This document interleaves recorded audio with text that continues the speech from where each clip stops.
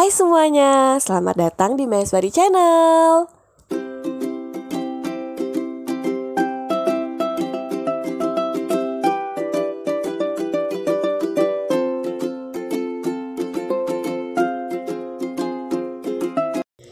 video kali ini aku mau membahas tentang macam-macam gangguan menstruasi. Jadi untuk teman-teman tonton videonya sampai akhir ya. Oke, di sini aku bahas terlebih dahulu tentang teorinya tentang gangguan menstruasi itu apa aja. Jadi, gangguan menstruasi itu dibagi menjadi ada yang berdasarkan siklusnya, ada yang berdasarkan lama dan jumlah darahnya, dan ada juga perdarahan yang di luar siklus haid. Nah, kita bahas satu-satu. Yang pertama, berdasarkan lama dan jumlahnya itu dibagi menjadi dua, ada hipermenore atau menorrhagia dan hipomenore. Nah, perbedaannya kalau hipermenore itu jumlah darahnya lebih banyak dan haidnya lebih lama dari siklus normal. Kalau hipomenore itu jumlah darahnya lebih sedikit dan haidnya lebih pendek dari siklus normal. Oke, kita lanjut. Kalau berdasarkan siklus, terbagi menjadi tiga, ada polimenore, oligomenore, dan amenore. Polimenore itu siklusnya pendek, kurang dari 21 hari, artinya seorang perempuan bisa mengalami haid 2 kali dalam sebulan. Kalau oligomenore itu kebalikannya, yaitu siklusnya lebih panjang, lebih dari 35 hari. Nah, amenore itu tidak terjadi haid pada kurun waktu tertentu. Misalkan 2-3 bulan sebelumnya, ini haidnya itu normal, datang terus setiap bulannya. Tiba-tiba 2 bulan terakhir atau 3 bulan terakhir tidak terjadi menstruasi. Itu disebut amenore.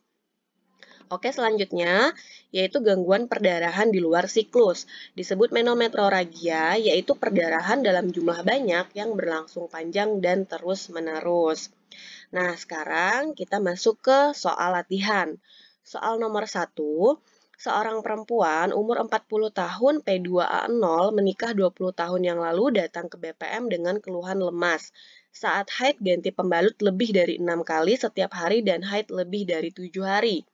Hasil pemeriksaan didapatkan KU-nya baik, kesadaran kompos mentis, wajah nampak pucat, konjungtiva anemis, tekanan darah 100 per 60 mm hidrogirum, nadi 80 kali per menit, pernafasan 24 kali per menit.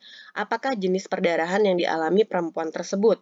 A. Menorrhagia, B. Metrorrhagia, C. Polimenore, D. Hipomenore, E. Oligomenore. Nah, teman-teman, di sini disebutkan kalau ibunya ini ganti pembalut itu lebih dari 6 kali, berarti jumlah darahnya ini banyak yang keluar. Karena normalnya itu hanya 1-3 kali dalam sehari untuk ganti pembalut. Dan haidnya lebih dari 7 hari. Nah, berarti di sini berkaitan dengan jumlah darah dan lamanya. Tadi disebutkan kalau berdasarkan jumlah darah dan lamanya itu terbagi menjadi hipermenore atau menorrhagia, dan hipomenore. Nah, berarti sekarang kita kerucutkan untuk jawaban-jawaban yang tidak termasuk dalam gangguan menstruasi berdasarkan jumlah darah dan lamanya. Itu kita silang ya. Yang B, C, E ini udah bukan ya, teman-teman. Sekarang tinggal yang A dan D. Nah, apa itu menorrhagia? Menorrhagia tadi adalah jumlah darah yang lebih banyak dan haidnya lebih lama. Kalau hipomenore kebalikannya, yaitu jumlah darah lebih sedikit dan haidnya lebih pendek. Berarti udah tahu jawabannya nomor 1 ya teman-teman. Di sini jawaban yang tepatnya adalah yang A, menorrhagia. Nomor 2, seorang perempuan umur 28 tahun datang ke klinik bersalin.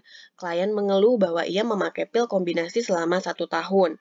Klien sering sekali terlambat datang haid, saat ini sudah hampir 2 bulan tidak mengalami haid. Hasil pemeriksaan TTV normal, PP test negatif. Gangguan haid yang terjadi pada kasus tersebut adalah A. Menorrhagia, B. Menometrorrhagia, C. Polimenore, D. Hipomenore, dan E. Oligomenore. Nah, di sini clue-nya ya teman-teman, ibunya ini sering sekali terlambat datang haid. Di mana saat ini sudah hampir 2 bulan tidak mengalami haid. Artinya siklusnya ini panjang ya teman-teman.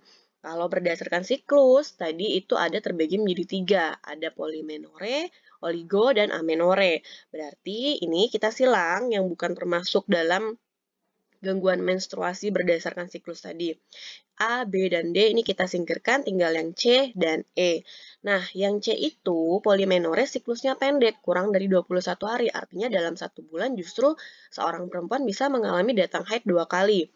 Kalau yang E oligomenore siklusnya panjang, lebih dari 35 hari. Jadi suatu kondisi di mana perempuan ini bisa lewat dari siklus normalnya. Jadi biasanya saat bulan ini haid, maka bulan berikutnya bisa jadi ini tidak haid.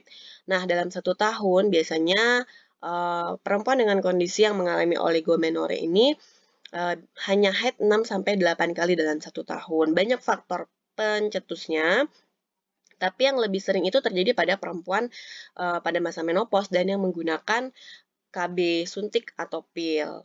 Nah, oke, jadi nomor 2 ini jawabannya yang tepat adalah yang E, oligomenore. Lanjut nomor 3, seorang perempuan usia 18 tahun datang ke bidan mengeluh sering pusing dan mudah lelah. Setelah dilakukan pengkajian, diketahui bahwa lama haid remaja tersebut adalah 15 hari. Sehari ganti pembalut 7 kali. Diagnosis yang tepat sesuai dengan kasus tersebut adalah A. Amenore, B. Menorrhagia, C. Polymenore, D. Hypomenore, E. Oligomenore. Oke, di sini clue-nya lama haidnya 15 hari sudah lebih dari normal. Sehari ganti pembalut 7 kali, berarti ini datang haidnya lama dan jumlah darahnya juga banyak. Nah, itu kalau berdasarkan lama dan jumlah darah, ada hipermenore dan hipomenore. Hipermenore disebut juga dengan menorrhagia. Maka kita kerucutkan jawabannya untuk amenore, polymenore, dan oligomenore kita singkirkan. Tersisa menorrhagia dan hipomenore. Udah jelas ya teman-teman, nomor 3 ini jawabannya adalah yang B, menorrhagia. Karena dia jumlah darahnya ini banyak dan lama untuk datang haidnya. Oke, lanjut ke nomor 4. Seorang perempuan berusia 14 tahun datang ke BPM mengeluh dalam 1 bulan terakhir ini mendapatkan haid 2 kali. Hasil pemeriksaan TTV dalam batas normal. Diagnosis yang tepat sesuai dengan kasus tersebut adalah A. Metrorrhagia, B. Amenore, C. Hypermenore, D. Polymenore, E. Oligomenore. Nah, clue-nya dalam 1 bulan mendapatkan haid 2 kali, artinya siklus haidnya ini lebih pendek, kurang dari 21 hari. Kalau berdasarkan siklus, terbagi menjadi 3, ada poli, oligo, dan amenore. Nah, kita singkirkan metrorrhagia dan hipermenorenya. Oke, teman-teman, kalau amenore itu kan dia tidak datang bulan dalam kurun waktu tertentu. Kalau polymenore, ini siklus haidnya lebih pendek, kurang dari 21 hari. Artinya seorang perempuan ini bisa mengalami haid 2 kali dalam 1 bulan. Nah, berarti kita udah ketemu jawabannya untuk nomor 4, yaitu yang D, polymenore.